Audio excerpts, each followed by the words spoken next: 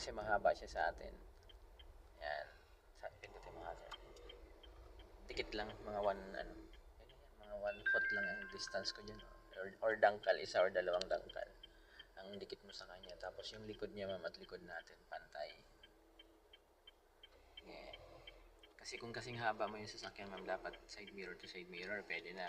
Pag ganyan, mahaba yan sa atin, kaya dapat dito ka. Yung likod niya at likod natin. Sige lang, forward mo pa. Yung likod ng sasakyan natin. Sige lang, tama lang yung distance mo. Kapiraso lang yan. Kitang-kita na yung bakal. Ayan, brake, stop. Ayun, pwede na yan. Tapos reverse. Ayan.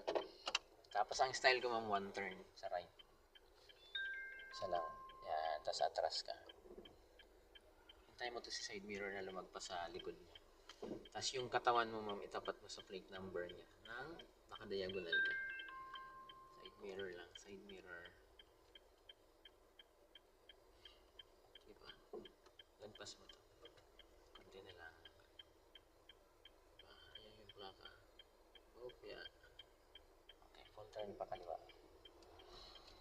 Ganun na yung katawan mo, yung balikat mo, at saka yung plate number. Pasok. Break. Hindi na lang. Diba? Stop. Break. Ayan na. Balik mo ng dalawa. Yan. Okay, tatlo na yun. Para malaman mo, mag-move forward ka. Pag nalilito ka sa manibel. Yan o, break. Sabi ko sa'yo, smooth. Stop. Okay, break.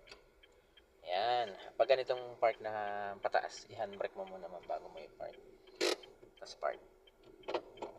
Yun. Yan. Natandaan mo ba yan?